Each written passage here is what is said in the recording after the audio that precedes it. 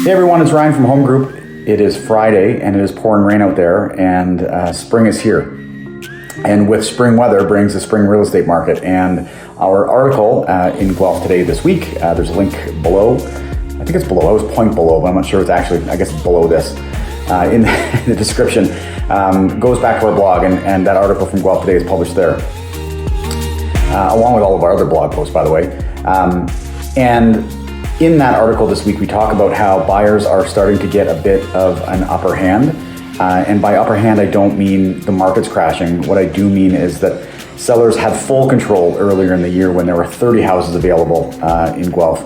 Now here we are in mid-March, and that number went from 30 to 150, a 500% increase.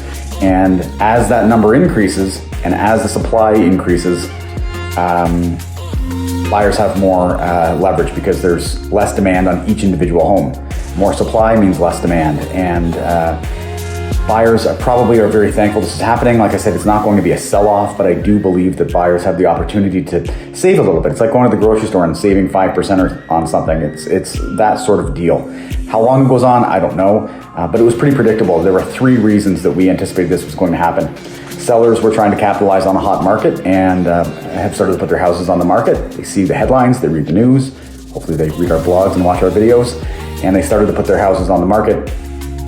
Those who were planning to sell in January or February waited until March because they had a stay-at-home order, weren't putting their houses on the market when their kids were at home. Now they're starting to put their houses on the market. And the third contributing factor is that we're in a spring market, and with a spring market becomes more inventory.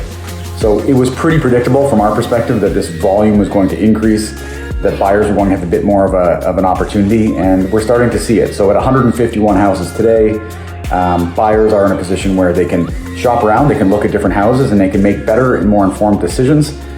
Maybe even able to, in some cases, get a home inspection or put a financing clause in there to better protect themselves. We're also starting to see some things that indicate that we're getting to a short-term top.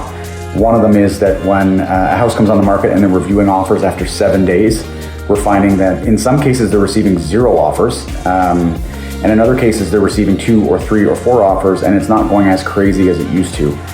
And where it used to be 10 or 15 offers on a house, it's now 3 or 4. And we're also starting to see situations where when they do sell, it's not as much over the asking price. So where it used to be 8 weeks ago, 11, 13, 15% over the asking price, it's now 7. And we anticipate it's probably going to fall down to 4. And so in that case, buyers should be working with their realtor to come up with more reasonable numbers to protect themselves, to not overspend where they don't have to, but also be aggressive enough to get the house if that's what they want. And there's a fine line between those two things, and your realtor should be able to help you with that. Anyways, if you have any questions, give us a call, and happy weekend. Bye.